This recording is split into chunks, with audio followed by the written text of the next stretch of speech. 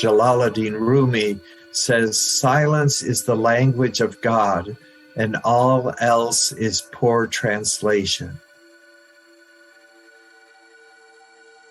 Hello and welcome to Nameless. Evolution Begins Within, a magazine-style podcast bridging science, mysticism, and the human experience. Thank you for joining us. Hi, I'm Julie Arrocco, and joining me is our co-host, Amin Dadi. Thanks, Julie. With all the information and disinformation coming at us, we thought we'd present an episode on silence. We have to make a space for it consciously if it's something that we value. So we've invited Yaqin Aubert, with 40 years of meditation and training of retreat guides, to talk with us about silence. Not the dense outer silence demanded in a movie theater, but an inner silence and the peace that it can bring. In the science section, I'll talk about the opposite of silence, which is noise. I'll define the many different types and qualities of noise and explain a major study involving an elementary school and an airport in Germany. Finally, I'll explain how science accidentally learned about the importance of silence and how silence is vital for developing brains and our collective well-being. In the segment If Not Now, When? Conversations with Alice Wyatt, we hear another short story from Alice as she dives into a bit of botany and discovers what lies beneath the surface of a seemingly healthy plant that is failing to thrive. She sees correlations within herself that only when we discover what is beneath the surface are we able to take steps to create a more beautiful and vibrant life. In our latest report from the Innernaut, we hear about the importance of silence for the soul to thrive.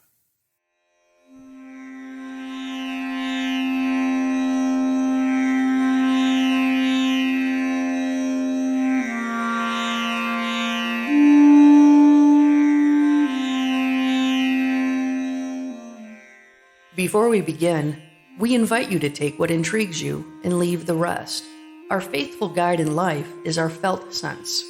When we ask ourselves, how does experiencing this information or situation feel? We easily find our answer. If it doesn't feel right, drop it, move on. It's not meant for you. The same goes for content on our episodes. Some concepts will resonate and feel good, sparking something on the inner planes, while other information may be confusing or not ring true. In those cases, simply leave it behind. We are in a world of the great unknown, where the human eye perceives less than 1% of all available light. So we ask you, how much can really be known when we cannot see 99% of what's in front of us? That's why we believe the key to life is asking the question, how does this feel in my heart?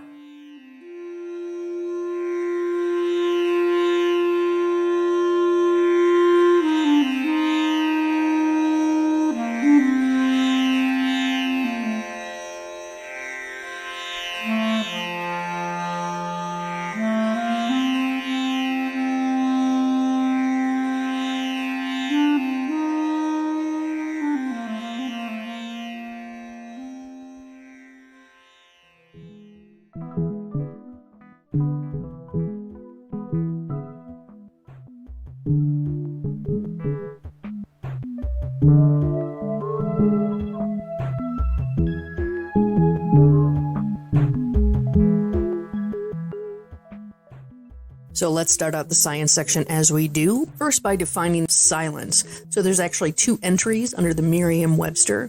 The first is forbearance from speech or noise, muteness, often used interjectionally, absent of sound or noise, stillness in the silence of the night, absence of mention, oblivion, obscurity, or secrecy. So the second definition is a transitive verb, to compel or reduce to silence, suppress, aka as in silencing dissent.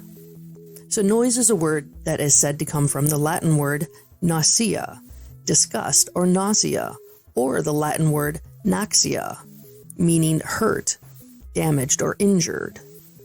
Noise is unwanted sound, especially loud or unpleasant, or something that causes disturbances. So there's 4 different basic types of noise. There's continuous noise, intermittent noise, impulsive noise, and low-frequency noise. So continuous noise, as it sounds, it's noise that remains stable or constant over a period of time. So machinery that operates with, intervals or continuous noise. So what they give the examples of, a vacuum cleaner, boilers in a powerhouse, factory equipment, sounds of engines, or heating and ventilation systems. And I'm going to add one more, which is the din of any large city. For any city dwellers, you know exactly what I'm talking about. There is a constant undertone of noise that the brain has to block out. So that's another continuous noise that we have to deal with. Okay, so the next type of noise is intermittent or variable, which is obviously a mix of somewhat noisy and quiet periods. Intermittent noise levels tend to increase and decrease rapidly. Different operations and variable noise sources can cause intermittent noises to change over time. So the examples that they give are trains passing by, household equipment like washers and dryers, factory equipment that functions in cycles, aircraft flying overhead, and most manufacturing noises. And I would like to actually add bartending, or, eating in a restaurant. So just next time you're in a restaurant, pay attention to the rise and fall of the sound in that space. It's approximately every 18 to 22 minutes. It'll get really, really loud, go to a crescendo, and then people realize how loud it is in there, and they quiet down and they don't talk as loud. So it's one of the things that I've noticed over my lifetime is this 18 to 22 minute pattern of variable and intermittent noises in public gathering establishments. So the next type of noise is impulsive or impact noise, which is defined as extremely short bursts of loud noises that last for no longer than a second. This may seem like it's not really a long period, but in a usually calm and peaceful environment, a single extremely loud noise can cause significant hearing damage, is what they've said in this article. I guess it really depends on how close you are to that loud sound. So some of the examples that they give are gunfire, a balloon popping, noise created by a press punch, or explosions. I'm sure there's many other things that cause, people to jump out of their skin in the impulsive or impactful noise category. So now the final category is low-frequency noise, which is a regular part of our routine landscape, and we are exposed to it constantly. Remember I was talking about the din of the city? That's definitely a low-frequency noise. So they include faint background humming of nearby power grids or a large diesel engine's roar. The low frequency can easily travel and spread over long distances. So this is also probably the hardest thing to control or create barriers, sound barriers from. They talk about the most effective noise reduction method is in engineering so that there aren't these kind of environmental noises. So those are the 4 different types of noises, which are continuous, intermittent, impulsive, or low frequency. So now we're going to go on to the 5 types of noise in communication. I thought this was really interesting, so I wanted to bring this to your attention, that I didn't really realize that there is noise in communication, which totally makes sense. So the 5 different types of noise in communication are physical, physiological, psychological, semantic, and cultural. So once again, these are the 5 different types of noises in communication. So physical noise in communication is an external sound obstacle preventing effective communication. Is a communication disturbance created by, physical noise, aka environmental noise.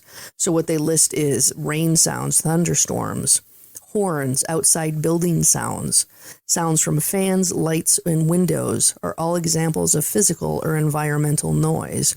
Besides loud music, barking dogs, noisy conflicts nearby, and vehicle sounds are also examples of physical noise.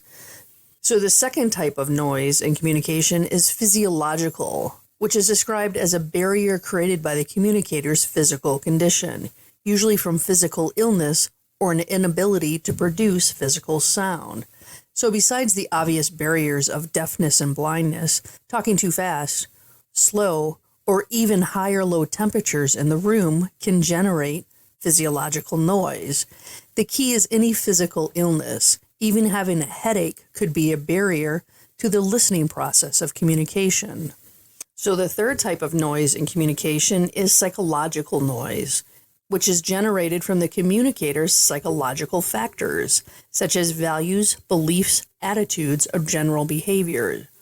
It's this type of noise that interrupts the mind from concentration. So the article doesn't say this, but I'm going to tell you this. In short, this is one's ego. This is our small and false ego presenting and auditioning for our attention. It's the rambling chatters, the lies in the past, the shoulda, woulda, couldas, the lies. So that's an example of psychological noise. So often people don't like to hear criticism of something they identify with. So it becomes a trigger and a distraction that their ego is reactionary to. So sensitive issues like race, religion, or politics are examples of psychological noise. Number 4 on the list of noise in communication is semantics. So semantics is a communication barrier created from the confusion over the meanings of words. It often comes from complex, technical, indigenous, or grammatical errors in communication. Semantic noise occurs because of different meanings of the messages between the sender and receiver. It refers to grammatically incorrect sentences that make the receiver unable to understand the meaning. Scholars term it as syntactic barrier or noise. So this is exactly why we define things at the beginning of our episodes. We're trying to get rid of that syntactic communication barrier. I had no idea. I just always found myself asking people to define things because I often found people have different meanings for the same word. So that was just one of my little Sufi things that I did throughout my whole life was, how are you defining that? Can you please define that? Because often people use words and they have no idea what they mean. Start doing this in your life. That would be my thing. Like, just start asking people to define how they're defining things. You might learn something about them and yourself. So examples of semantic noise could be an international student who doesn't understand the meanings of idiomatic expressions or regional phrases. So those could be like, I used to live on Ocracoke Island, and there's a word out there called scud. I think it's SCUD. They had to spell it somehow.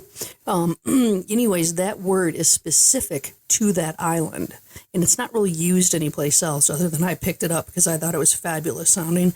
And what it's defined as, going out for a little joyride, like a Sunday afternoon drive. You're not really going anyplace in particular. You're just going out for a little scud.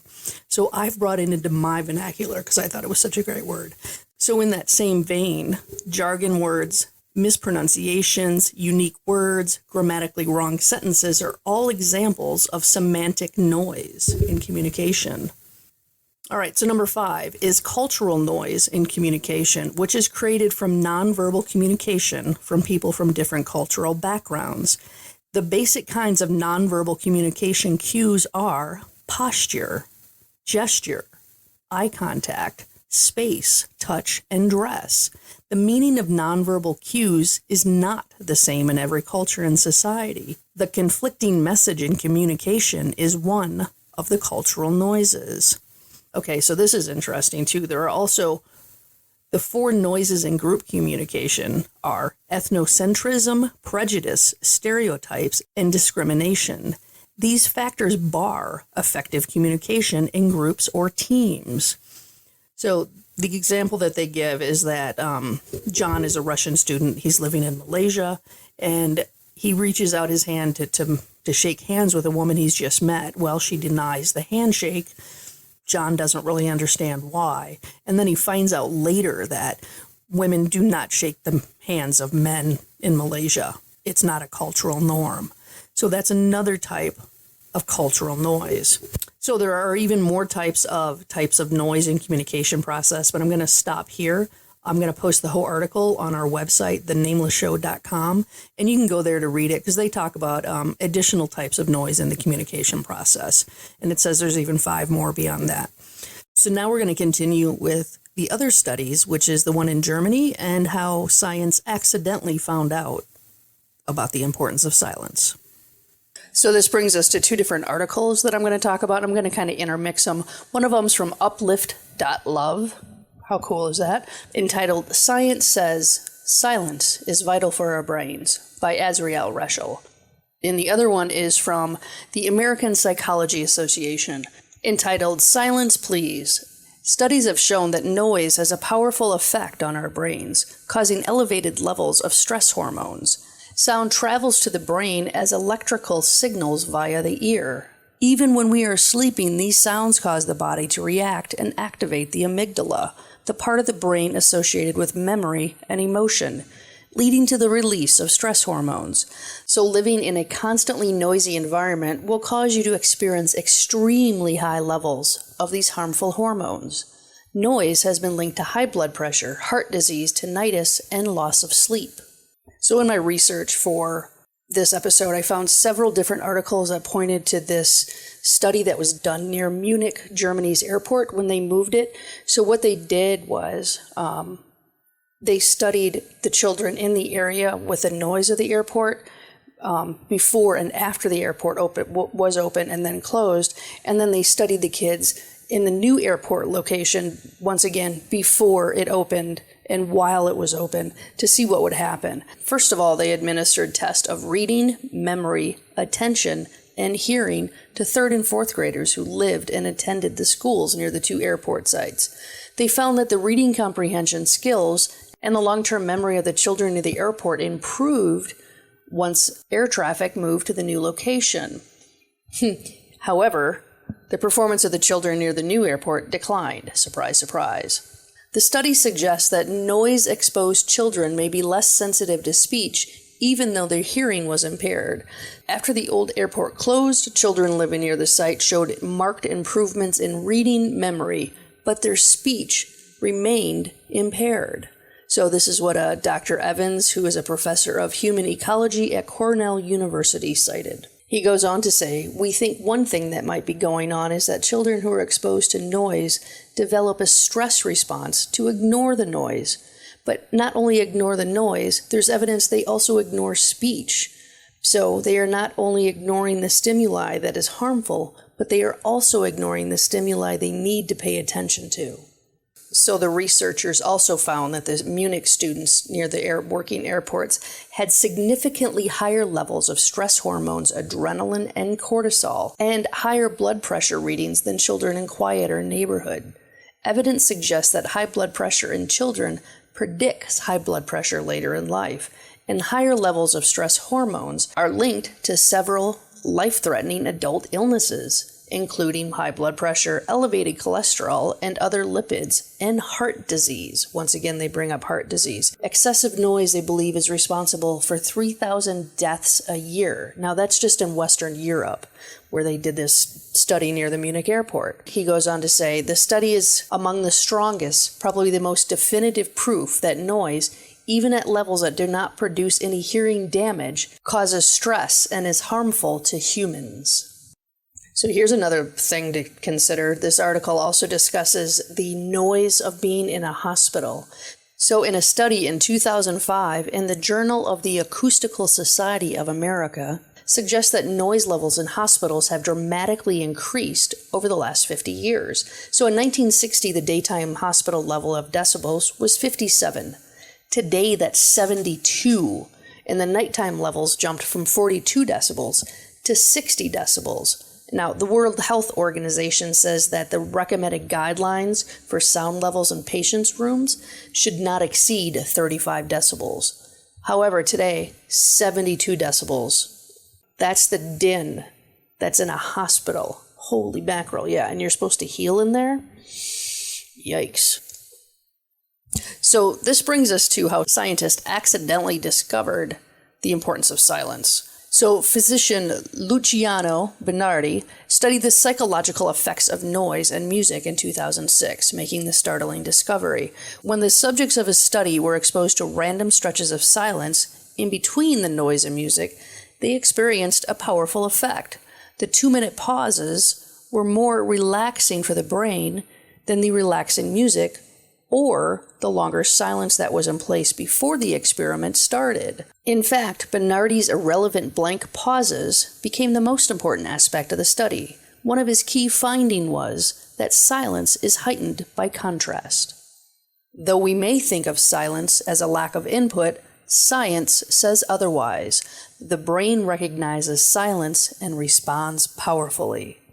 So Duke University regenerative biologist Ikmi Kirsti discovered that 2 hours of silence per day prompted cell development in the hippocampus, the brain region related to the formation of memory involving our senses. Researchers found that silence helps new cells differentiate into neurons and integrate into our system, and that when we experience silence, our brains are better able to work and understand our internal and external environments. While noise creates stress, silence relieves stress and tension in the body. Silence is replenishing and nourishing. While noise makes us lose our concentration, cognitive powers, and causes decreased motivation and brain function. So I wanted to talk about my own personal experience growing up on a very busy street and then literally right around the corner from another busy street. I moved to this house when I was about 6 months old, and from that point on, during the school year, there was all the school buses went by every morning and every afternoon. And then even if there wasn't school happening, because there was a middle school 2 blocks away from me, there was the other street, 2 houses away from me, that was another main artery through the town. So I definitely had a speech impediment growing up. I also had a learning disability. I'm dyslexic. I don't know if that had anything to do with the noise, or I'm just that special. However, I've personally had to overcome the speech impediment, and for me now, silence is more important than it's ever been before. I need it for my own salvation, several hours a day.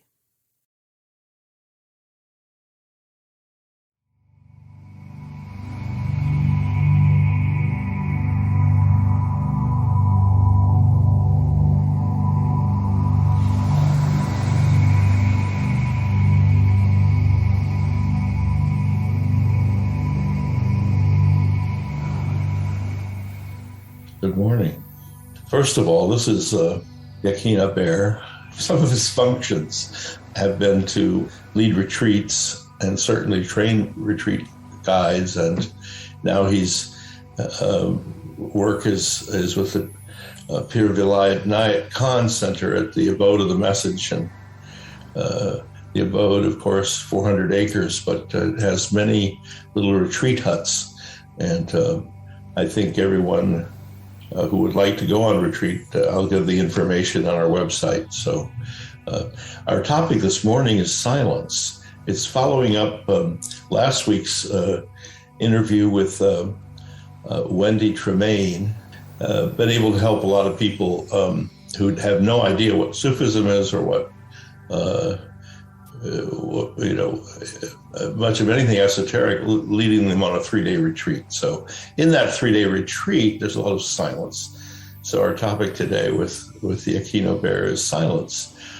I was going to just share a quote with you from Hazrat Inayat Khan. He says, when all of that noisy chatter about one's own opinions, one's own problems, one's own difficulties, one's own situation is finally silenced by selflessness, then the answers and the solutions will begin to emerge from the perfect clarity of silence. Indeed, listening proves to be even more powerful than speaking, and we discover that the greatest of powers did not arise from the word, but rather the greatest of powers has arisen from the unlimited, calm depths of silence.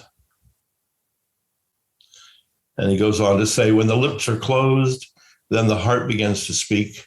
When the heart is silent, then the soul blazes up, bursting into flame. And this illuminates the whole of life. So, Yaqin,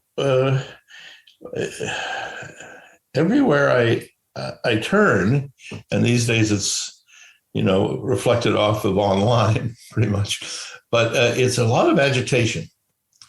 So, why aren't more people in silence? Agitation, this disturbs me, all of these news commentaries and the weather and the climate and all that. So do you have an insight into why people don't want silence? Because there don't seem to be a lot of it around.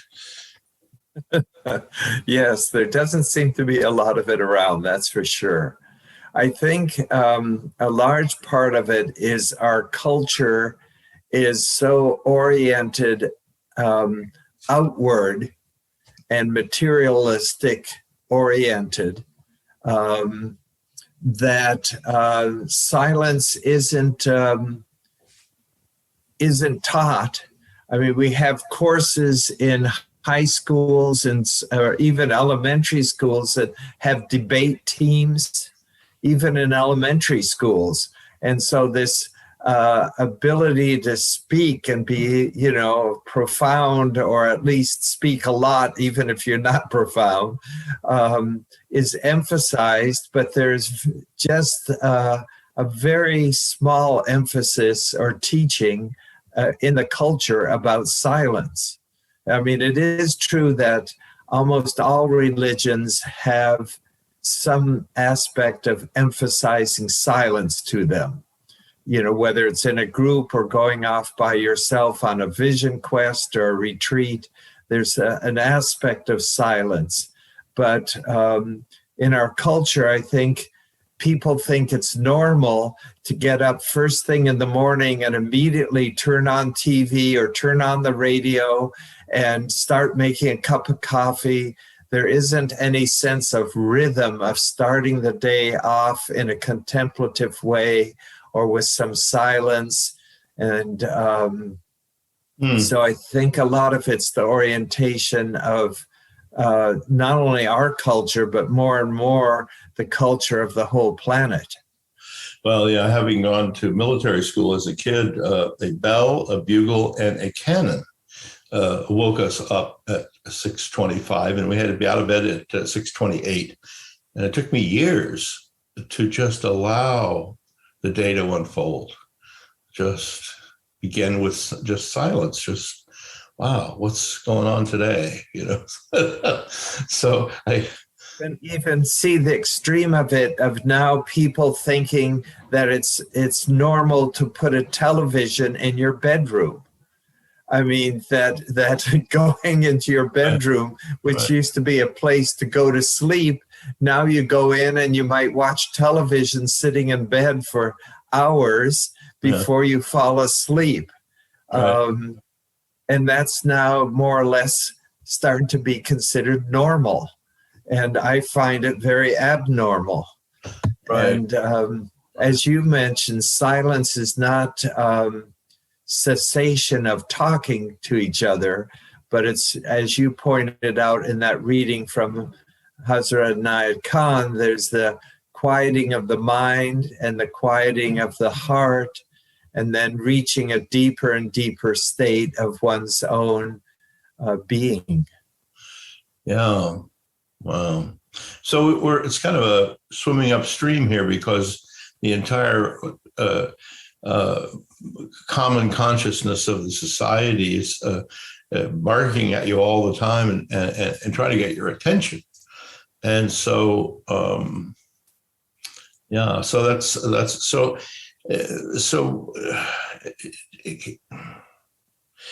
Since we're coming off of a long talk about retreat and some experiences that people have in retreats,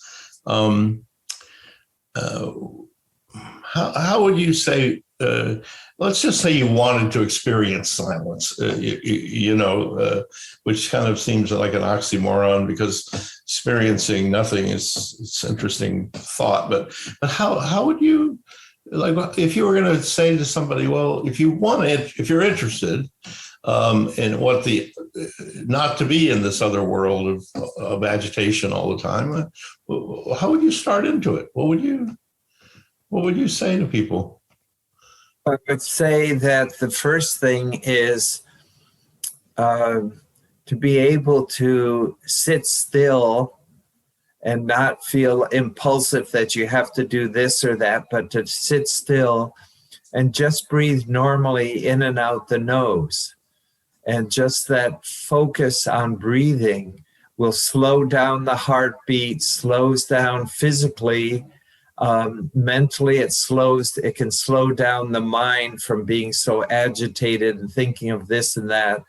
Yeah, of course, often when one is doing that, a person will take a breath or two just focused on breathing, and then a thought occurs, spontaneously about something, and they start thinking about that, and then they remember, oh yes, I wanted to just think about my breathing. So they go back, they take a few more breaths, and then another thought comes, and it's like the image of the sky.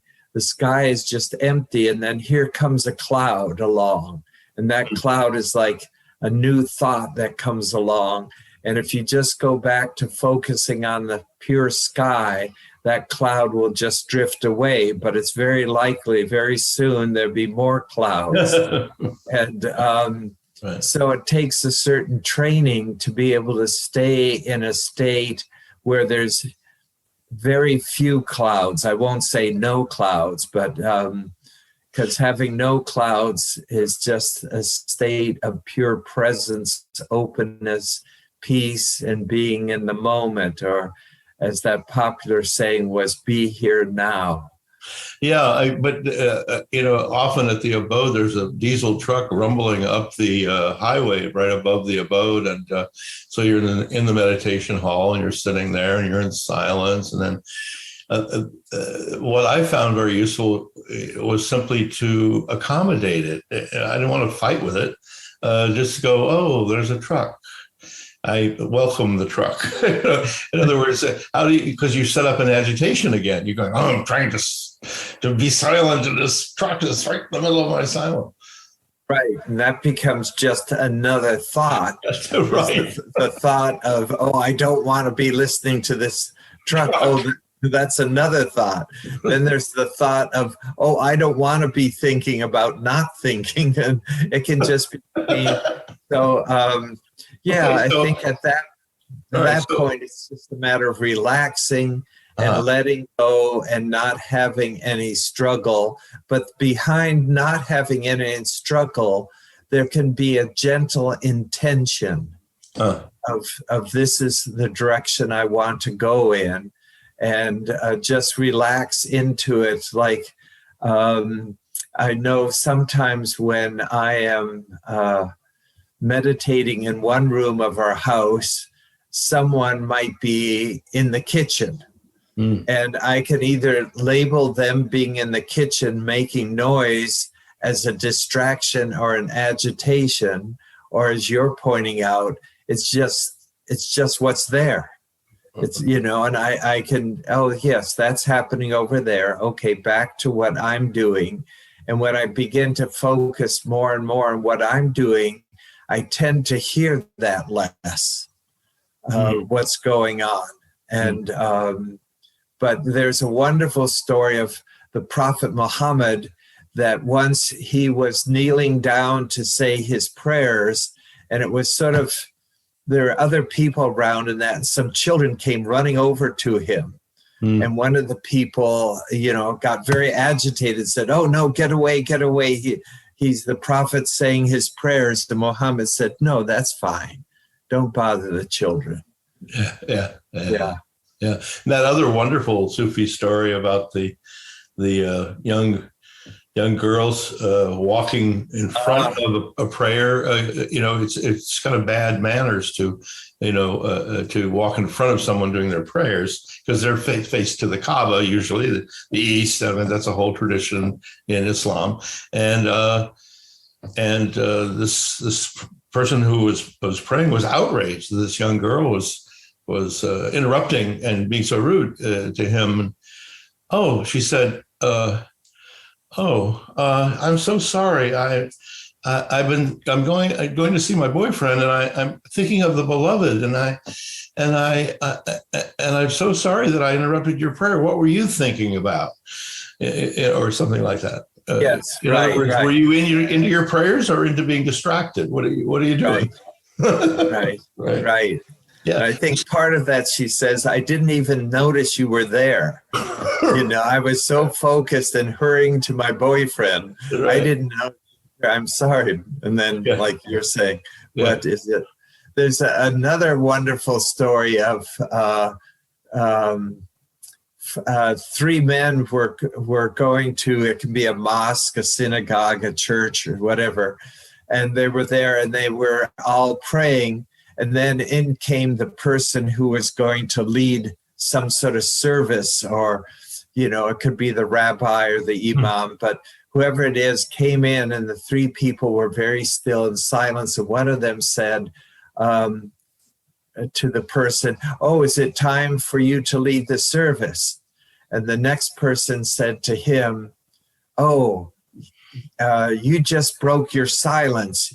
You shouldn't have done." Then the person next to him said, "Well, you broke your silence by chiding him." And, so it just went on and on, instead of just relaxing into the silence. Yes. So I get what comes up for me in that is two things. One, the beloved, the girl is heading toward the beloved, therefore everything else kind of goes away. But that has to do with a kind of natural focus, doesn't it? I mean, when you go into a garden and if you're interested in roses, you might really look closely and examine a rose, and there's a smell to it, and it's not out of coercion. You're not being tested on it, and how many petals did it have? But so doesn't it come down to doing what you want to do? So you really have to want to do silence, have a desire for silence. Let's try this out. Maybe I've tried everything else. Let's try silence, and then focus. So, but how do you, in all this world, how do you focus? I think you've hit upon, there's like the girl going to see her beloved there. It's not just a concept. There's an emotional quality with it too, a kind of a longing, that feeling that there's some part of your inner being that really longs for this silence. It's tired of all this agitation and running around. And of course, there's a purpose to life and activity and accomplishing things. All that can be very valuable. But there's also a balance of being quiet, having a slower rhythm, and silence. So if a person feels a desire for that desire can help them to overcome their thoughts. It's, as you said, the quieting of the mind. Then that comes often by the heart wants that silence. But then after in the silence, then the heart can relax into the silence, and something deeper than the mind and the heart can start to emerge from one's inner being. Yeah.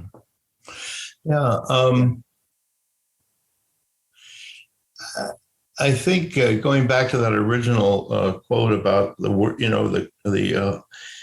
the archetype of the word coming into the world, and therefore be, and it was, and you'll need to okay. So here's the question. So while all this agitation is going on, where is silence? Where did it go somewhere, or is it always there, or what are we talking about here? Silence is always there as a kind of a capacity, but in that phrase, in the beginning was the word, but I would say the word, that is the word with a capital W. It doesn't mean in the beginning was chatter and speaking and talking. In the beginning was a kind of pure vibration that later, because there's no human beings there to speak. In the beginning was the Word, then different things are created out of that very beginning. So the Word is like primal, in this case, pure vibration, pure life force, before it becomes concretized into a mind, a heart, and then vocalized as speech. So silence is always there, and as a hidden capacity, and that's overlooked, but it's always there. And it's like if a person's looking at a flower, but they don't smell, they don't notice that there's a fragrance to that flower, but the fragrance is there with the flower. But if they're ignoring, they're only looking and they're not sensing with their nose. Another quote, the one I was thinking of from Hazrat Naya Khan about silence, where he talks about the inner nature of silence. He says, this all-pervading, unbroken, inseparable, unlimited, ever-present, omnipotent silence unites with our silence like the meeting of flames. Something goes out from the depth of our being to receive something from there, which comes to meet us. Our eyes cannot see, our ears cannot hear, and our mind cannot perceive it because it is beyond mind, thought, and comprehension. It is the meeting of soul and the spirit. So he's talking about a very deep state that one can experience in silence or through silence. Yeah, it's so awkward in our language, to speak about nothing. Nothing but nothingness is one of the phrases of the mystics. And yet it seems to be, how can you have a bucket that's full and empty at the same time? So because it seems to have that eternal aspect of always being there and to be dipped into, to be continually refreshing in a way. So there's something in there, I don't know what you would call it, a latent light, like a light that is always on. But let's say that the brightness of the sun, of activity of the day, it's so bright that you don't see the stars. The stars didn't go anywhere. I don't think they did. I don't see them. But anyway, they don't seem to go anywhere. They come back every night. I mean, and why do they come back? The absence of the sun. So can you say that possibly silence is the absence of activity in this, this manifestation? In other words, there is something in absence. It's like, you're not just missing something. I mean, it's something actually there, We're so used to duality. There has to be something there or absence. I have to like it or I dislike it. It has to be hot or cold. That's the nature of our outer experience, is that there's always this kind of contrast. So if you start to have an experience where contrast starts to dissolve, what is there? Is the question. Rumi, the great mystic poet and teacher Jalaluddin Rumi, says silence is the language of God and all else is poor translation. He speaks of silence as being like going across the ocean. that most of the time we move about on the land and one rides a horse, and a horse is one's vehicle and steed. And that's the body and the mind and all this talking, and it can take you here or there in towns and cities, but ultimately you come to the ocean, to the shore, the boundary, and that is the limit of civilization or human society. And if you want to go further, you must leave behind that horse and enter a different vehicle. And that vehicle is a boat that will take you across the ocean, and the boat is silence.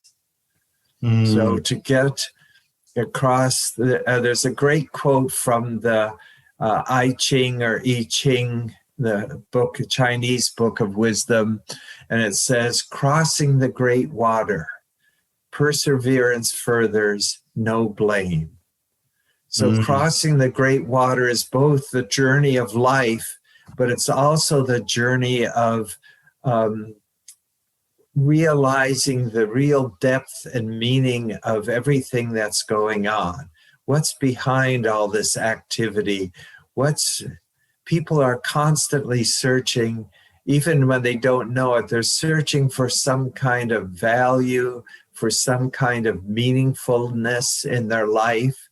And often they run here and there, they're filling in the space between life and death, trying to find out what's really important and meaningful and valuable to them, what sustains them, what nourishes them. And this constant agitation doesn't fulfill that or answer that.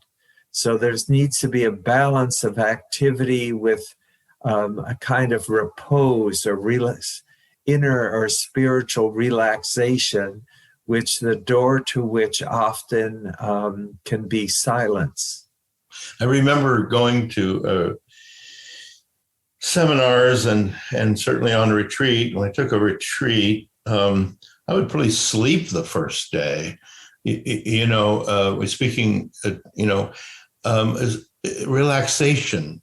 You don't really realize how agitated you are, how involved, how enervated you are until you go, oh, now I'm supposed to be silent. Okay. And then you just fall over because, I have that effect when I visit New York City. It's so active that I don't realize how much energy I'm putting out in order to just hold my own in a way and not let it overcome me, so that when I do leave the city, there's just this great relief. No matter how good a time I had or what show I saw or, all of those things, it brings me to the realization that we're really talking about what Yaqin had said. First, you get the lips are closed, the heart begins to speak. When the heart is silent, then the soul blazes up. And that word soul, how many, when they say, an ocean liner went down and 500 souls were lost, we don't use that word pretty much in any other context in our outer world much. I don't think, at least in this culture. I'm not sure of any other. So there's an emotion of the heart, which I think, I'm not be presumptuous, most people have experienced, either having it smashed, crushed in disappointment, or being elated in connection, and all of that. Does the soul have an emotion? Are we speaking about an ineffable? Because it seems that it does, in a way, to me, that it wants something. Even though it seems presumptuous to say that the soul desires something, but it's not the heart, because I know where the heart takes me. takes me up on this roller coaster. But the soul. So can we love the soul? I mean, it's such a human predicament.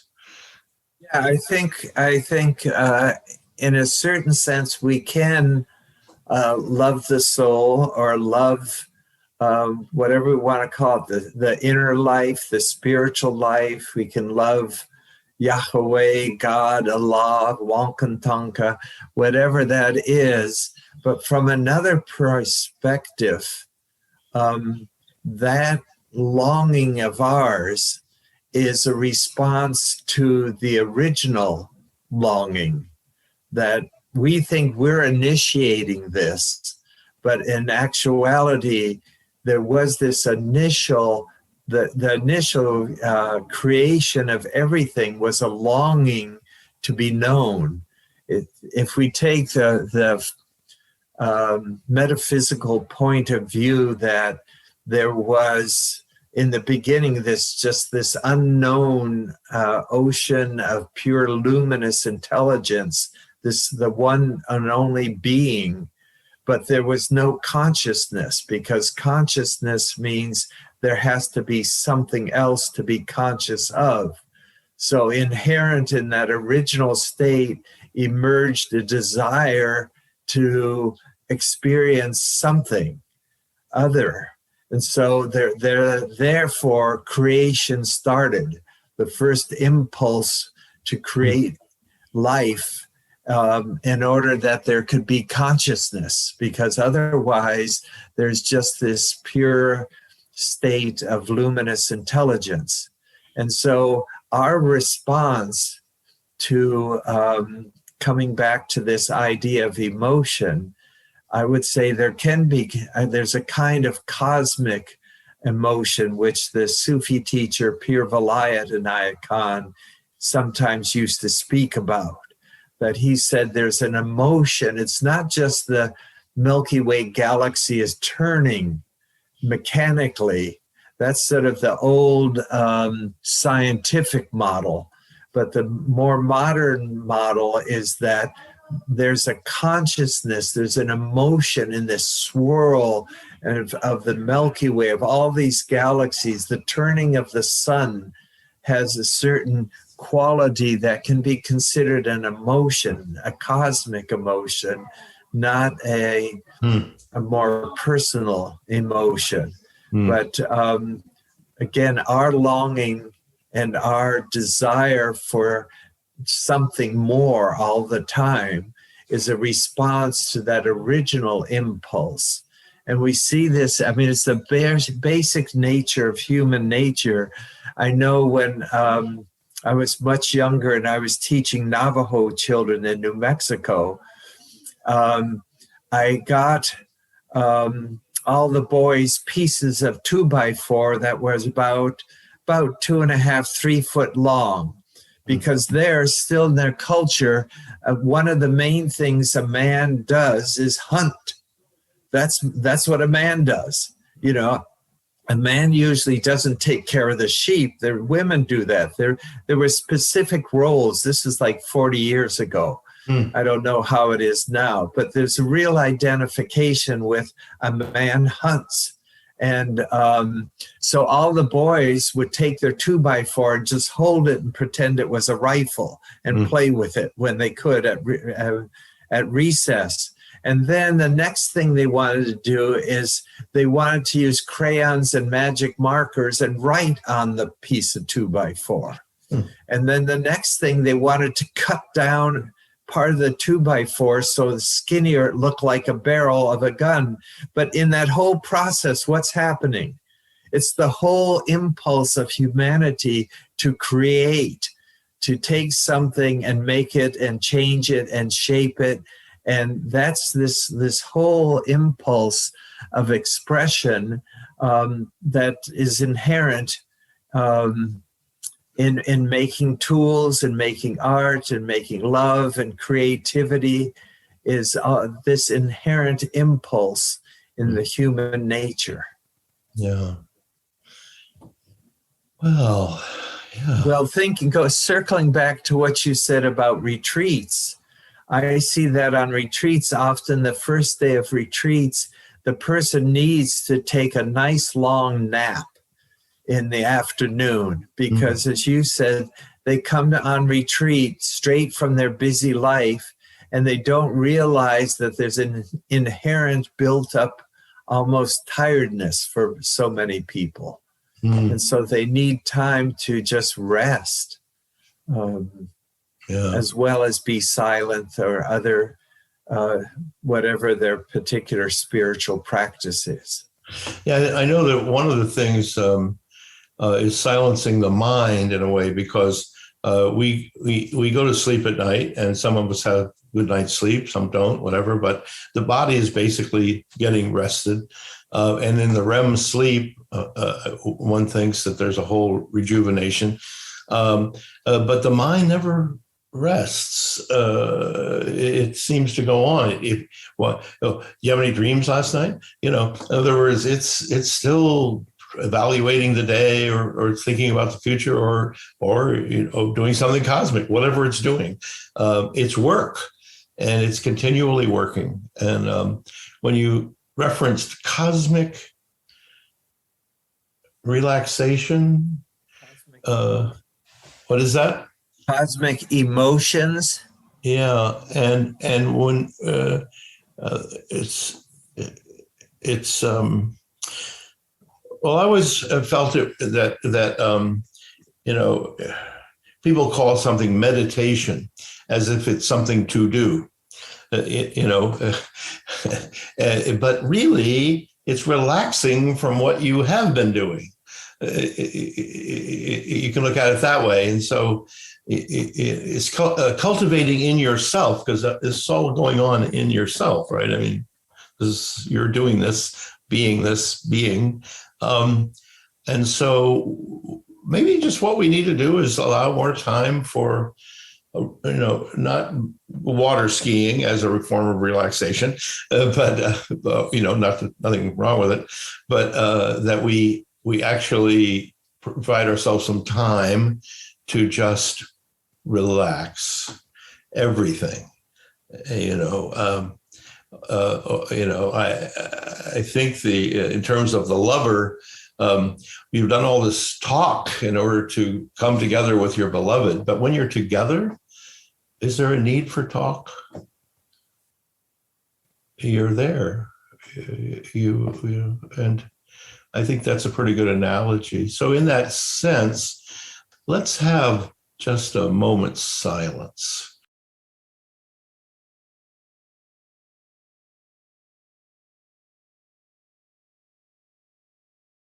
Thank you so much. Well, thank you. Be sure to weave some silence into your day. And here is If Not Now, When? Conversations with Alice Wyatt.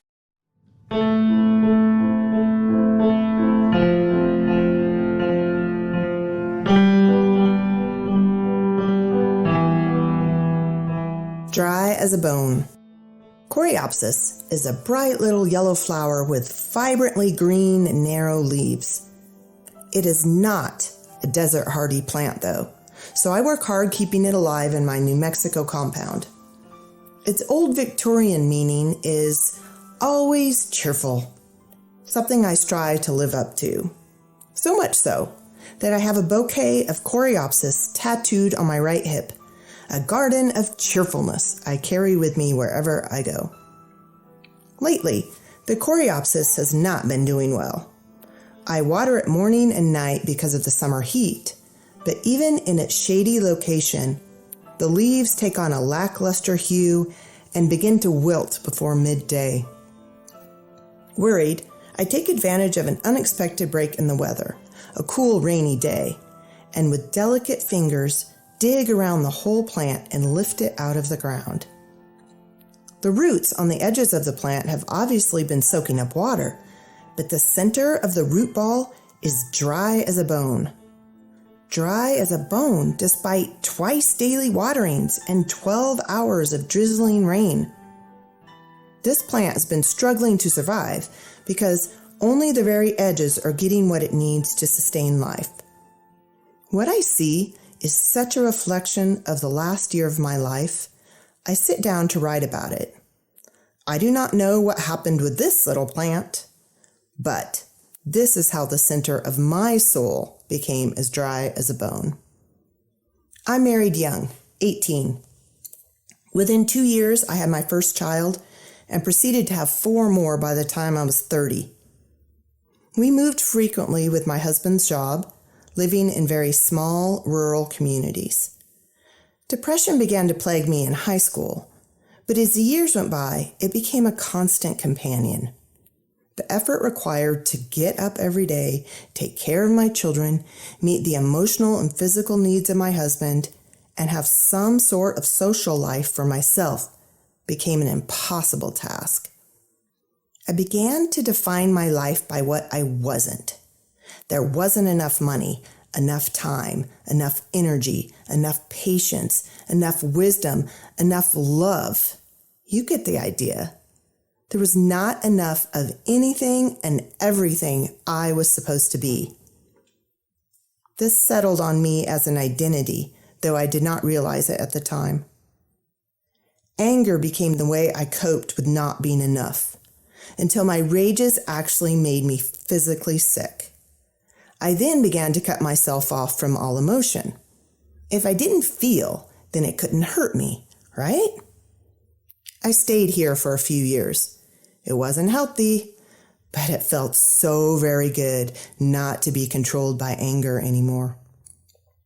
With my children grown, my husband and I moved to New Mexico, the land of enchantment. My heart began to loosen because of the sunshine, the lack of responsibility, enough money to go around, living in an artistically stimulating community. I got a job, my very first real job. I began to see I was really good at some really cool stuff. My heart began to soak in the positive things people said to me, things I had heard many, many times before, but did not have the ability to absorb. I still had that dry as a bone core, though, especially when it came to absorbing love from my husband. I just couldn't do it. It was too scary to let someone that close to me again. I knew my marriage was dying, and with it so much good and so much beauty, but I didn't know how to open up that last part of me. So I left. I left my job, I left my husband, I left New Mexico. It was the most brutal 9 months imaginable. Every bit of myself was ripped apart in order to be re-examined, and I was alone. Only I wasn't. In my path were people, places, experiences, adventures, life lessons, heartache, restoration, all orchestrated by a creator who knew me intimately and knew exactly what was needed to restore my soul from the inside out.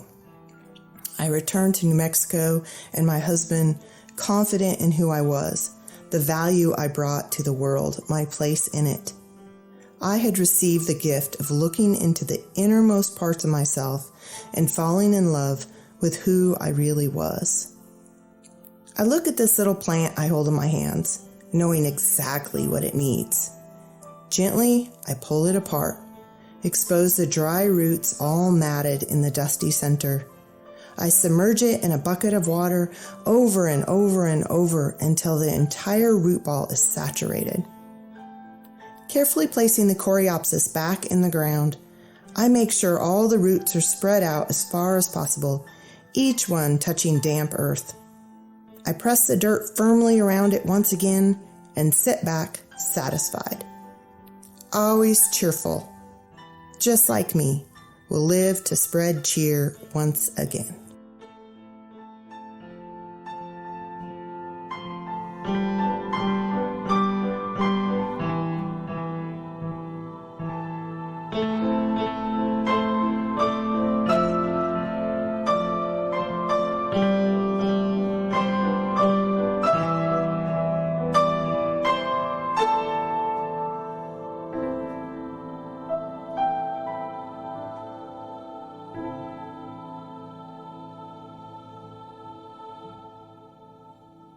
Cosmonauts and astronauts explore outer space, but there's an inner world as well. So let's explore beyond light and sound and time and space. Join us as we listen in to an experienced Innernaut. Get introduced to a new language to describe uncharted, inverted space. We enter through the portal of dreams. The dreamer was taught that the soul needs silence and meditation to thrive. This section may be followed by more episodes because it's dealing with a subject which I've never heard anybody talk about. It has high levels of adab, an appropriate manner within. It has to do with the secret or the hidden. Let me describe how my dream partner did it, and it just kind of plops into mine, and see how it comes through, because it actually starts as a masculine expression. Yet the masculine has the greatest problems with it because it involves the control of the ego. In my dream partner's dream, she lives high up in a huge castle. The castle has an open area, and in the open area, the courtyard is set up for artists and lecturers, for people who are probing the awakening in light. She's facilitating that. In this courtyard is an overallness. By facilitating that, she is a permeation. She is permeating a quality that goes through it all. Permeating is a very interesting subject. It's like the guy sitting in the back somehow is affecting the speaker up front who thinks he's divulging interesting information, when actually they're both catching it through some sort of connection to the permeation. The degree to which they're able to open into that permeating is hit or miss for them. It's an awakening, something more attuned to the permeation, although it remains invisible and hidden. It always does this invisibly. It doesn't do this or acknowledge that it does this supportively. If you look closely, you can see where this is coming from. There are a couple of people I know who've developed this openness. I do not know how they did it. They're not part of any path, but they recognize when they're able to touch something much deeper. They know exactly where it is coming from, and they stay in their permeating hiddenness. This is an ideal. The more you can maintain your silence on the subject, the more deeply you can go into the permeation. The masculine has a problem with it. The masculine problem is when it grabs onto something and recognizes it coming through like this. It wants to ride it, take credit for it, or be seen or recognized in terms of it. But permeation doesn't work that way. In my meditation dream, a woman approached me whom I'd apparently talked to recently. I don't remember her. She remembers me very well. I go along with this, noting she has a little birthmark, and I make a mental note to remember her, not to forget her again as I have a tendency to do, because she is telling me. I'm doing a sleep dream, not a meditation now, showing how this works. That's good. I'll do the meditation dream after this. She comes up to tell me she had figured out what I am doing.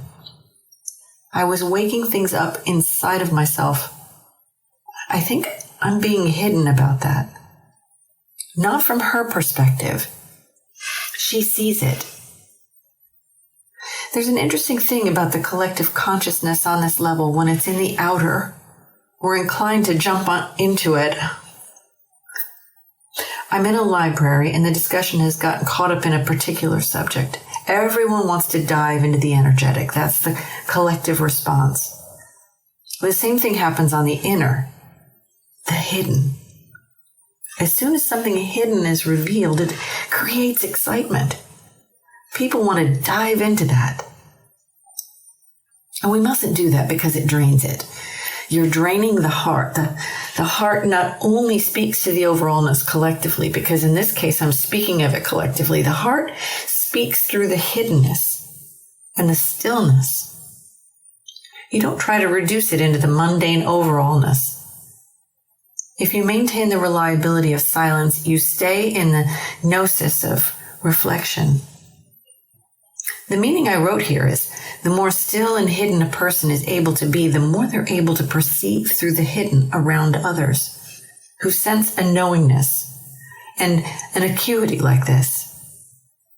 Half the time people are guessing because they're picking it up in the etheric around them. Like the guy in the back can be influencing your speaker up front. The speaker up front can think that they're the source.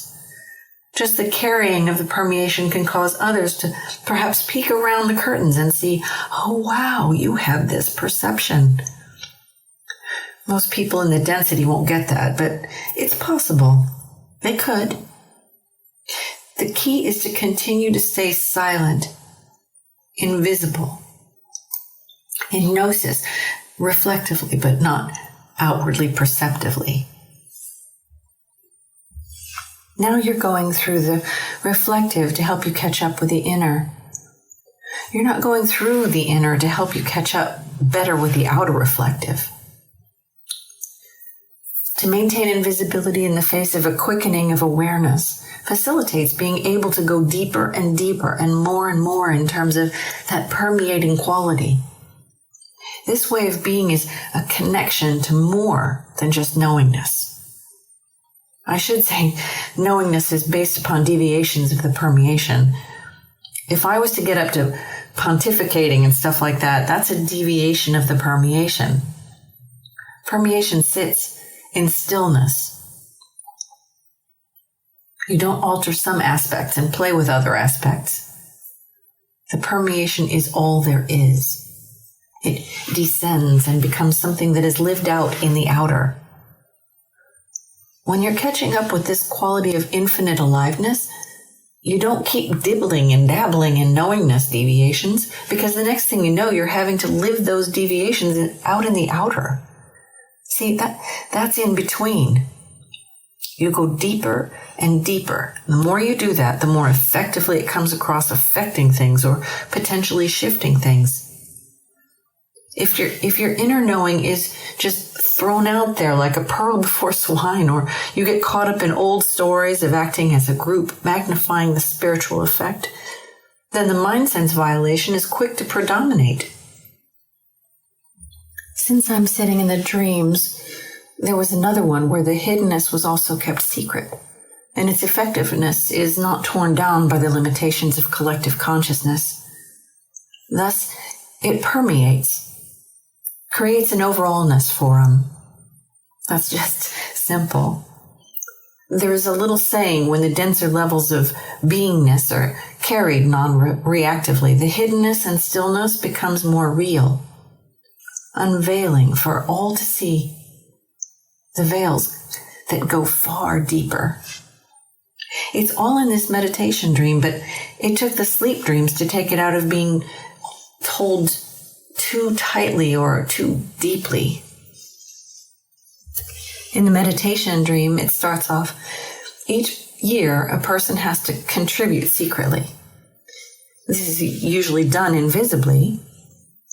In the dream, it is known that my father held back last year. He pledged that he was going to do it, but because he couldn't figure out how to bring this out of his beingness, it didn't quite happen. That's making it known, and that's the problem. The effect is not important. What is important is that the gifts originate in the silence of the heart depth. What is spoken about and noticed in the outer has projections.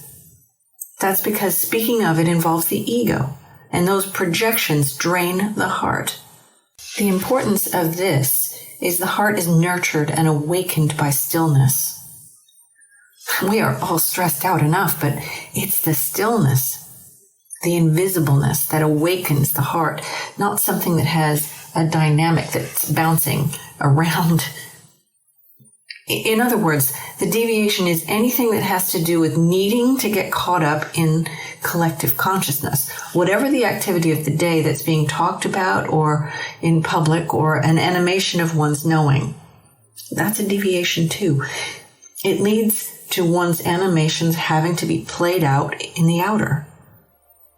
So meditation is like an elixir. It aspires to touch the permeation's stillness. Our outerness defies this. The result is that conduct remains invisible in terms of the overallness in the outer. So you then just say reflective in terms of the invisible presence. We have to see it as something going on outside of the antics in the outer. It's hidden away in an unconscious, underlying, permeating heart. And when such a heart is revealed, reserved, prepared to quit the predominating reflective, that's such an awakening of the heart because we all carry it. Reflections are visible and they point ominously to something more, while inflections take the mindfulness into the stillness. That was the meditation dream, all pointing to so much more.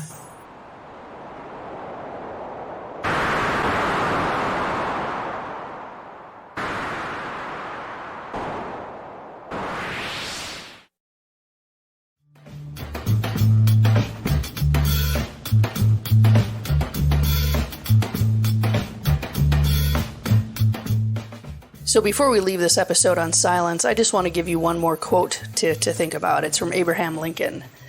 Better to remain silent and be thought a fool than to speak and remove all doubt. Next time on Nameless, we interview Nathaniel Miles Yepes, Doctor of Divinity, on love and forgiveness. He brings the special essence of 800 years of the Jewish and Sufi traditions to illuminate this topic. If you like what you have heard, please be sure to hit the subscribe button on your favorite platform. You can also follow us on Facebook, Twitter, Instagram, and YouTube. Transcripts of the show are available in English, Spanish, Turkish, or Hindi at thenamelessshow.com. And please email your questions or transcripts requests to thenamelessshow@gmail.com. In our prep work for The Nameless Show, we've come across some provocative quotes. We have culled 365 of these from our work with quantum mechanics, mysticism, and alchemy to post on our Twitter feed, Daily Dervish. Dervishes are infamous for saying or doing something disruptive to the collective amnesia. Get your daily disruption on twitter.com by subscribing to Daily Dervish. Time is precious in this dimension. Thank you for spending some of yours with us. None of this would be possible without our dedicated team of lightworkers: Cheryl Ray, Carol B., David Clare, Yoseline Riojas, and Rain Jubilee. The theme sound for Nameless was created by Rob Carey at Cosmic Turtle Sound Studios, Truth or Consequences, New Mexico. Additional music by Paul Lee, Rob Carey, Dan Gallagher, Rory Morella, and AJ Pantaleo. Voiceover acting talent for the Innernaut segment by Yasna Brown, Teresa Langston, or John Bellimer. The Nameless Show, copyright 2022, under Sophia Unity Foundation. Wisdom is one.